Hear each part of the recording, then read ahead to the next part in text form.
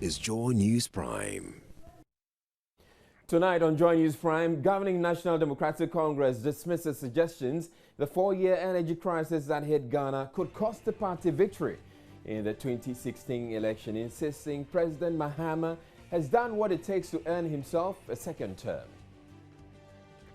Meanwhile, the New Patriotic Party's flag bearer, Nana Akufo-Addo, has described the recent suspension of Ghana's 7th Eurobond as a damning verdict on the management of the country's economy.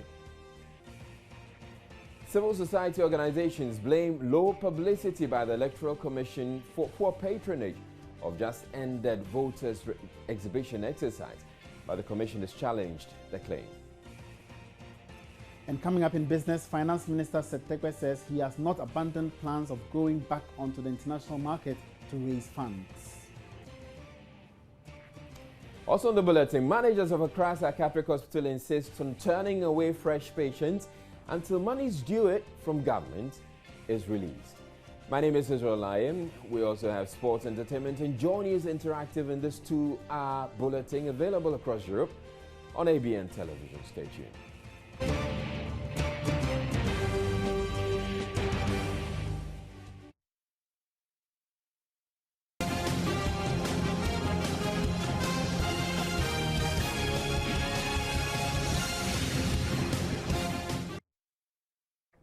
Now, the governing National Democratic Congress has dismissed suggestions the energy crisis, which plagued this country for about 4 years, could cost it victory in the 2016 election.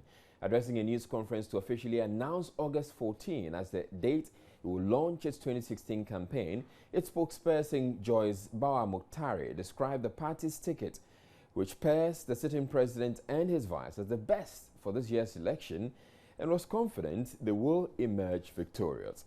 Joy News' Joseph Akable reports. The media encounter was organized to officially announce August 14 as the date for the launch of the party's campaign. The launch is scheduled to come off at the Cape Coast Stadium. The party's campaign theme for this year's election is, quote, changing lives, transforming Ghana, unquote. Addressing newsmen, spokesperson of the NDC campaign team, Joyce Bawah-Mokhtari, expressed optimism that the party will win the polls. Our candidate has demonstrated his commitment and passion for this country, to our development, and to the ideals for which the National Democratic Congress was established and set up. As a party, we believe that we have the best candidate, that as a party, we've put forth our best foot. We also expect that Ghanaians will, like us, agree with us that we're convinced that His Excellency John Dramani Mahama indeed deserves a second 4-year term. Ms. Mokhtari is also confident the recent power challenges will in no way affect the votes for the party. Basically, I would not call that a challenge. And I'm sure you will agree with me that for the very first time, quite a lot of effort has been made to ameliorate or reduce the power outages that we have. The challenge we have really has been more to do with climate change and the fact that we can no longer depend on hydraulic power. So all efforts are being made to move to thermal, so at least we can augment the work that the hydraulic power has been doing. So in terms of DUMSO, we do foresee some level of reduction in power outages, and I'm sure that most of you here would realize that a lot is being done in that regard. And we don't see that even as a challenge, because I believe that if previous administrations had each put in similar commitment and effort, it will probably not be something we'll be discussing today. Joseph Akable reporting for Joy News. Now, the opposition New Patriotic Party has meanwhile challenged the NDC's claim that President Mahama is the best to rule Ghana. Communications Director Nana Kumia says he may be NDC's best candidate, but certainly not for Ghana, and that he has not done what it takes to be called the best. John Mahama, the president, may be the best for the NDC, but certainly he cannot be the best for the country. And the record is very clear. The record is there. We're talking about DUMSO. Look, this gas that my brother is talking about, that gas was made, the gas installation and facility was made possible by the discovery of oil in another government's time, in the NPP's time. If the policies of the NPP had not made it possible for us to discover oil in commercial quantities, we will not be having any gas infrastructure in this country. The pipeline from Nigeria, which provides gas for the generators in Teba and Po and so on, were made possible by the NPP signing the West Africa Gas Pipeline Agreement and providing the money for that, the investment for that pipeline to be laid. This electricity that they're saying they've had the largest expansion. The NPP procured a loan of $650 million. It is that monies that has been used to expand electricity in Ghana. But what is the use of expanding electricity when the power is not available? And you import from countries like Cote d'Ivoire, who are supposed not to have the same generation capacity as you. Which government in this country has had the people of this country endure 4 years of doing so? I would plead with you, get the 2009 budget, read by Kwabena Dufo in Parliament, and read the power situation that they met in 2009. Look, when John Mahama became president in 2012, he set for himself certain objectives for the country in inflation, in interest rates, in the deficits, in the city, in jobs. All of that he's failed. All of those objectives he himself set for us in September 2012, he's failed in every single one of them, including transparency and accountability. As we speak, he is able to take our monies and buy 2 4-wheel drives and a house for Ikuya Donko. Staying with the campaigning, the 2016 flag bearer of the New Patriotic Party, Nana Addo Dankwa Akufo-Addo, has stated that the NPP, under his leadership, when elected into government, will establish an industrial development fund for small-scale businesses in the country. He said that mismanagement of the economy by the ruling NDC under the leadership of President Mahama is killing small-scale businesses, thereby bringing hardship to Ghanaians. Correspondent Hashmin Mohammed filed the following report. The flag bearer has taken his campaign tour to the northern region, where he addressed an extraordinary general meeting of the Association of Small-Scale Industries in Tamale on Monday. He promised that when he emerges winner of the 2016 elections, his government will abolish all taxes imposed on small-scale enterprises by MMDs in the country. These developments have had a serious negative impact on the cost of doing business. We intend to resolve the problem of inadequate access to finance by establishing an industrial development fund in collaboration with private sector financial institutions as an omnibus revolving fund to finance industrial support interventions. Recapitalizing existing state-sponsored microfinance schemes, such as MASLOC, which was introduced by the last NPP administration to increase their funding to small-scale enterprises, and also encourage the Bank of Ghana to enforce vigorously the recently enacted Deposit Protection Act, which is intended to strengthen oversight responsibility for privately owned microfinance institutions, who are the major source of finance for micro and small-scale enterprises. He also blamed the current energy crisis on huge debt owed by the Electricity Company of Ghana. Nana Akufo-Addo said the NPP under his leadership will settle the debt and subsequently solve the power challenges. In addition to the high cost of capital, the general cost of doing business in Ghana has gone up significantly since 2011. Ghana is currently ranked 114 on the World Bank's Ease of Doing Business Index. The major contributory factors have been the multiplicity of taxes, levies and duties, high cost of utilities, erratic supply of electricity, high cost of rent, fuel, communication, transportation, and other logistics. Nana Akufo-Addo, who was accompanied by his running mate, Dr. Mahmoud Baumia, among other dignitaries, also assured Ghanaians that he will solve the problems to make Ghana's economy resilient when he emerges winner of the 2016 presidential elections. He said the turnaround in the economy will empower the private sector as a whole and the small businesses sector in particular to drive Ghana towards economic prosperity, generate jobs and a rapid rise in the living standard of Ghanaians. Well, the MPP flag bearer visited the Bolelana Palace in the northern region, where he told the chiefs and people that he's not interested in Dagbon chieftaincy politics, but wants peace in the area so it could contribute to the development of the northern region and Ghana as a whole.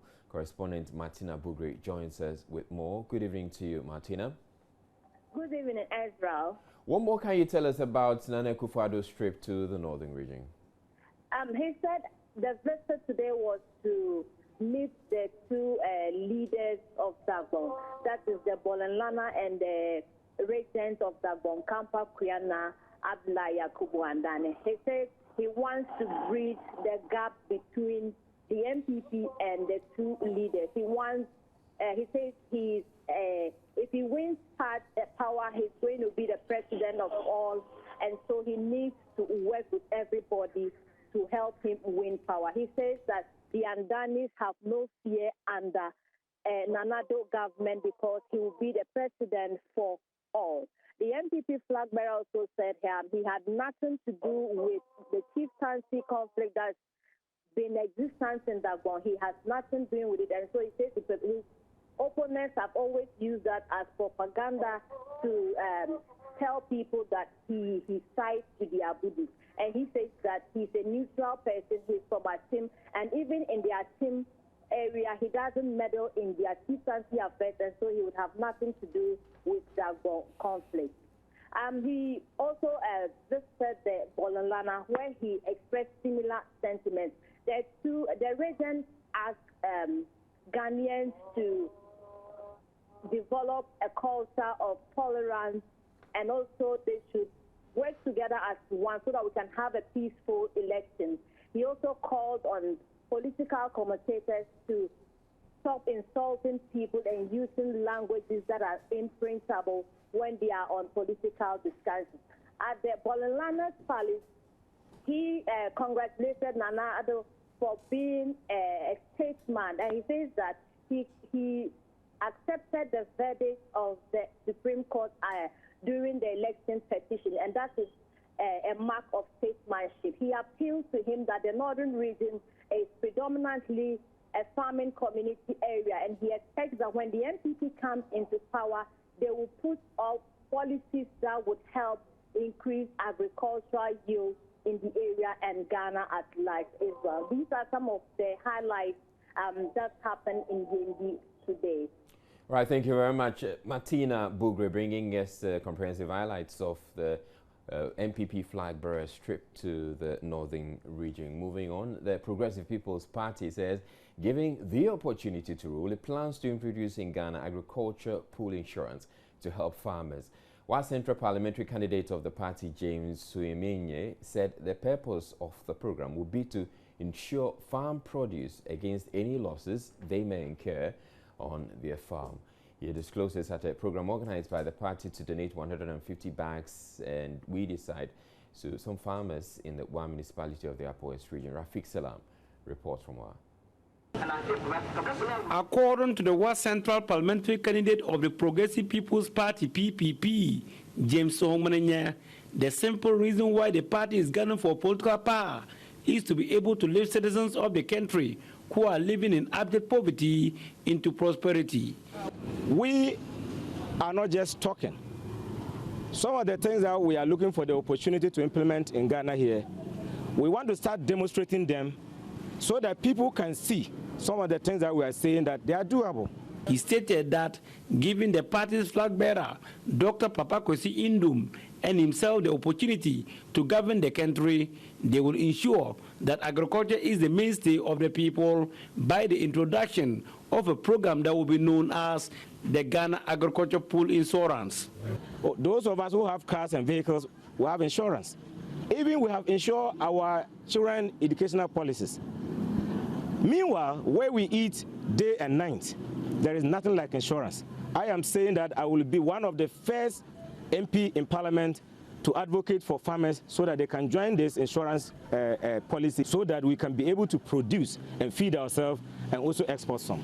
James Onwenenye later donated 150 bags of fertilizer and several cartons of weedicides at a cost of 16,000 Ghana cedis to needy farmers in 21 communities in the West Central constituency to help them in their farms. Reporting for J News, Rafik Salam. Wow.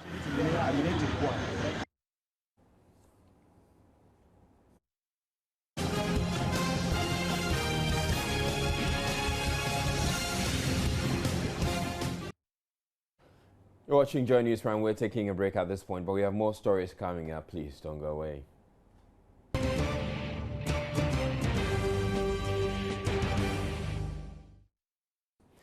Now, the 3-week voters exhibition exercise ended on Sunday with the issue of low patronage being a foremost concern.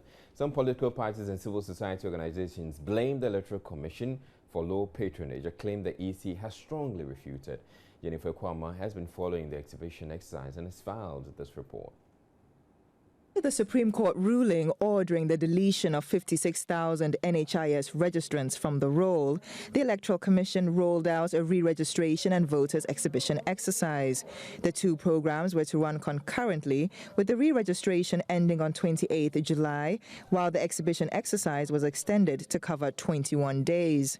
Both exercises were plagued with low voter patronage, and checks by Joy News around the capital reveals some of the reasons accounting for the discouraging turnout. It was very simple. I didn't have any difficulty. I went through easily and I was verified. That was the important thing for me. I was happy. I think that it's a waste of time because most of the time when we go through all this process and then we vote, we don't see the reason for our vote. I did the registration on campus SS. So I was not able to go back and do the registration. It was very easy. I checked on Friday and no one was there. The place was very empty, so I just went and then checked.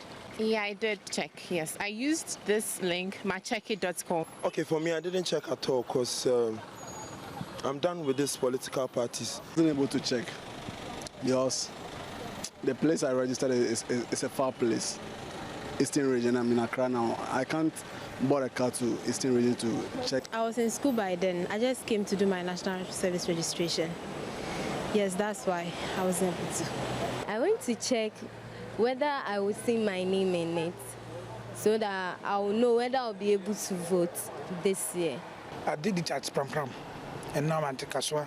To go back and check it, I think that's why I didn't do it. However, the Director of Public Affairs of the Electoral Commission, Eric Jakbasu, says blaming the poor patronage on the EC is unwarranted. We've always maintained that election activities, registration, exhibition are a shared responsibility. You know, the citizen, the person, the voter who went there to register, as it were, give out his data, has a civic responsibility to go back to the center and to check whether his data has been captured very well, accurately, and also to know his polling station come election day. Besides, exhibition is a loaded activity, unlike registration and election. Okay? Registration, you just go there, you give out your name, you are captured onto the data. Your data is captured onto the roll. Election day, you go with your ID card, you vote, you are out. But when it comes to exhibition, we are talking about corrections, we are talking about changing of names, we are talking about deletions, inclusions, objections. It's a gamut of activities that go on during exhibition. And we can only get it right if all the stakeholders play their major part and their role fairly. We appeal to the political parties, to the citizens at large, who live with these people, to come out and object to the names of minors, to object to the names of foreigners on the register. And all that means it is what? Low response, low patronage. The Commission is currently collating the figures on the participation nationwide and will release them in due course. Security experts and traditional authorities are spearheading a course to identify and resolve potential conflicts in the Ashanti region ahead of the December elections. The Election Warning and Response Group will coordinate activities to minimize election violence in the region. Chairman of the National Peace Council, Reverend Professor Emmanuel Asante, inaugurated a 12-member team and support groups in Kumasi on Monday. Joy News' Kwesi Debra reports. Representatives of media and civil society organizations are other groups to partner at the Regional Security Council to ensure regional peace. Reverend Professor Asante discounted the widely held assertion justice is a condition for peace. He points out it is rather a peaceful environment that people can seek justice using democratic structures. According to Reverend Professor Asante, in Ghana's quest to maintain peace, it's important conflicts are well managed to prevent escalation. The bigger institutions, when they attend international conferences, they are talking about Ghana as a showcase. And a lot of them are saying it's not a showcase. So they are waiting for us to be in the same soup as all the others. And we should resist it. We should maintain our reputation as peaceful people. In saying this, I do not believe that we have to overlook the issue of justice. What is justice? What is justice? When people talk about justice, and I have had the audacity to ask people who keep on talking about justice, what is it? Is justice chopping people's hands? What is justice? It is the condition for the possibility of harmonious living. That is what you call justice. And I keep on saying that you can only talk about justice in the context of peace. Without peace, no justice. I don't think that when bullets are flying, people have gone crazy, houses are being burnt, you can stand there and shout justice. It is only in times of peace that people are able to sit and then talk about things that we need to do justice. Regional Director of the Electoral Commission, Srebo Kweku, reaffirmed the Commission's commitment to conducting free, fair and transparent polls. The election was free. Fairness, fair election. We are applying the rules and regulations governing the election without unfairness, without preferences, so that equality before all the processes.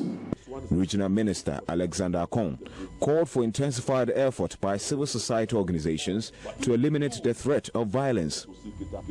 To ensure that we don't fall and create troubles. Now, in doing conflict resolution or risk management, I think the most important is the elimination, if we can. And we can get all the results from the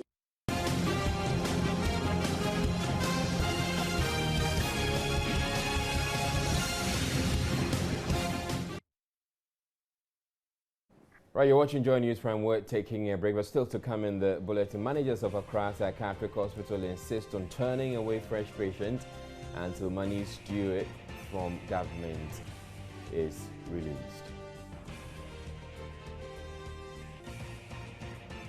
But we have business coming up right after the break. Please stay tuned.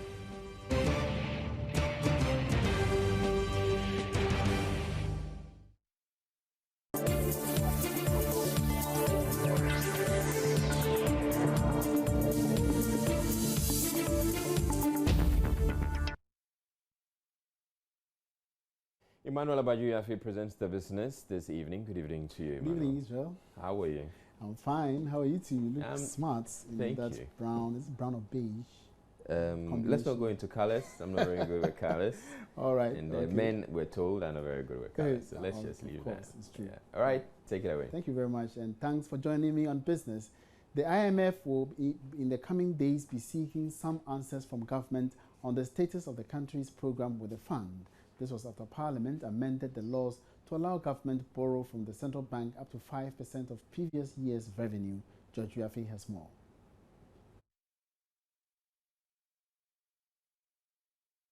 The IMF gave this indication in a response to an email sent to the fund in Washington, D.C. by Joy Business. This was after Parliament rejected proposals by the fund to give the necessary legal backing to government's decision to agree to a zero financing from the Bank of Ghana under the country's program with the IMF. But the fund in an email maintains that its staff will soon assess and discuss with authorities the possible implications for Ghana's program after amendment of the Bank of Ghana Act allowing the central bank to finance government.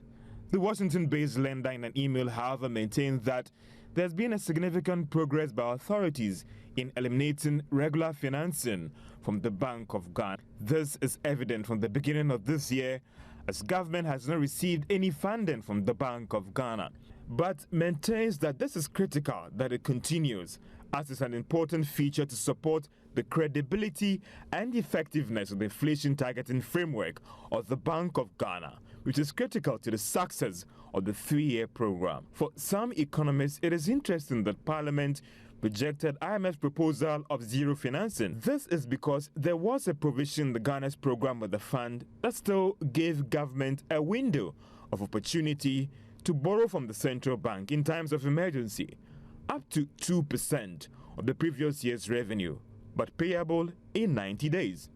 However, government, on the other hand, has insisted that it has no intention of borrowing from the Bank of Ghana despite the amendment to the Bank of Ghana Act. But if we're indeed guided by events of the past, then many will be watching government closely in the coming weeks, especially from August ending to September, because of the fact that the serious budget overruns in 2012 started around this time.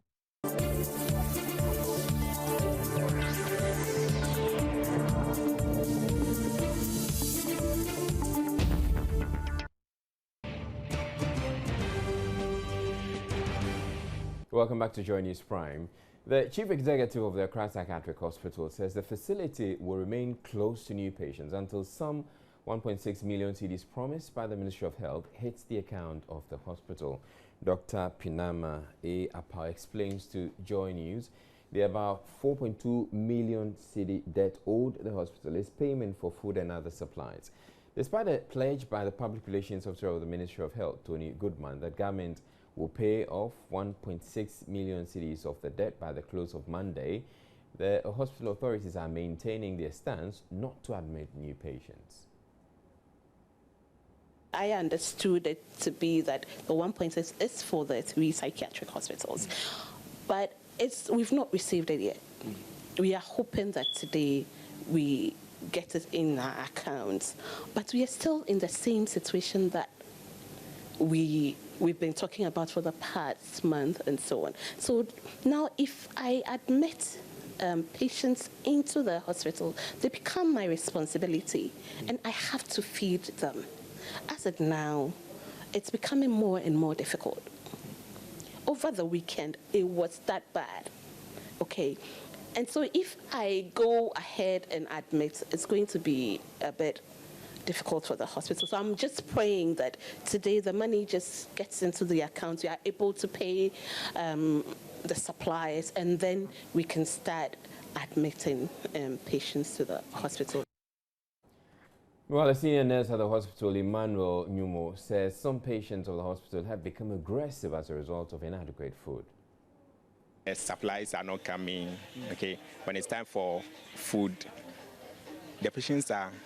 It sometimes leads to agitations and all that because the patient is hungry and then he needs to eat. Okay, it's a source of aggression for some of them, and then that makes working here not the best. You don't have gloves, you don't have the basic things that you need to work with over here, and then it really affects the nursing aspect of work here. I can't really say how we've been able to deal in terms of the supplies, but at the ward level, we have, as nurses, we talk to the patients, you try to, allay the anxiety that at this point in time, the food will be ready, and then that's all we can do at the ward level. Yeah, it's really serious. The Director of Special Education at the Ghana Education Service says stigmatization is stalling the progress of the inclusive education concept. The concept has since 2003 and 2004 been piloted in 20 districts with support from UNICEF. Anthony Boateng is worried the objective will not be achieved if stakeholders do not embrace the concept.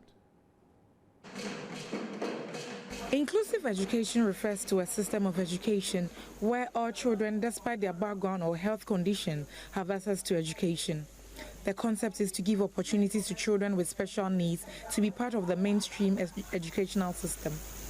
Unfortunately, this implementation has been difficult in Ghana. The Director of Special Education at the Ghana Education Service, GES, Anthony Boateng, is therefore calling on all stakeholders to embrace the concept. He made the call at the 36th Annual Conference of Heads of Special Schools, COHES. The conference is on the theme Inclusive Education Policy and Decentralization, Financial Implication for Special Schools. Inclusive education, therefore, will require complete reorientation of all stakeholders in the education system of the country. Educational managers and authorities, teachers, parents, school children, religious leaders, traditional rulers, communities, and indeed the entire population of the country.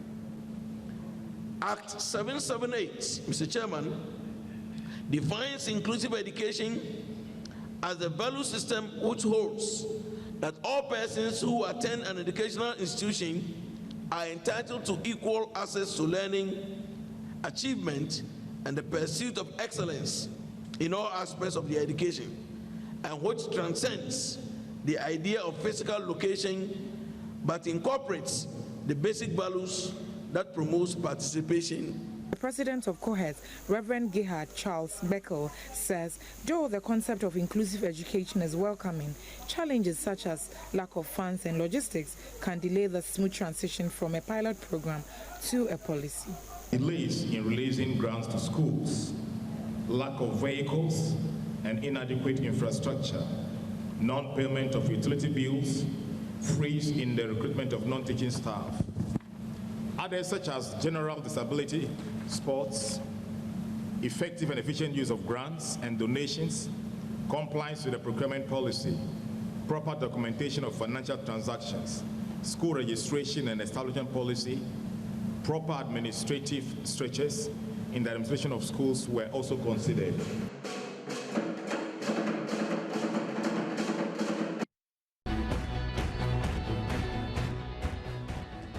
A set of young people, and they make up the Ghana Under-17 team, and they are the Black Starlets team currently.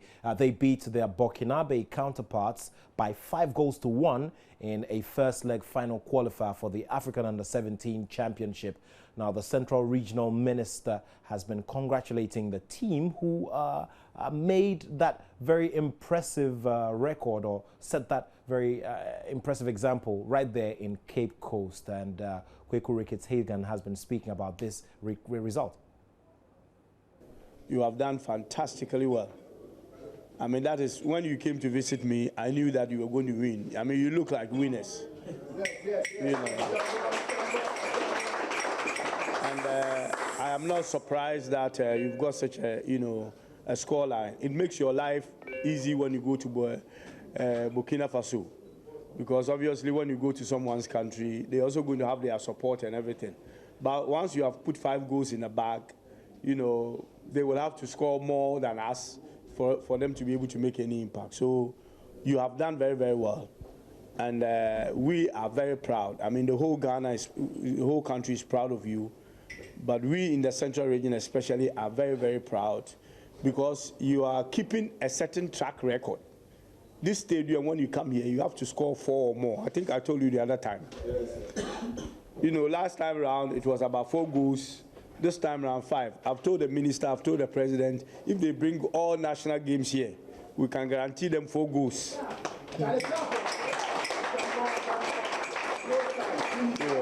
So I hope and pray that in the future we will have more of your matches here. I'm sure you are happy coming here as well. And the more you come here and you win, the more we will do more for you.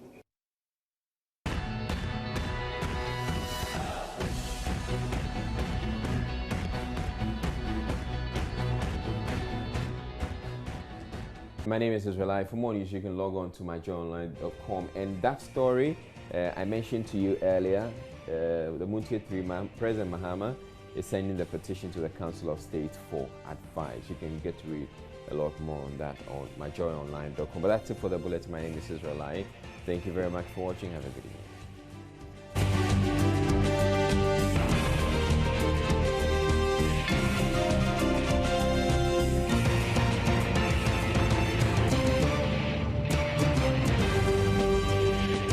This is Joy News Prime.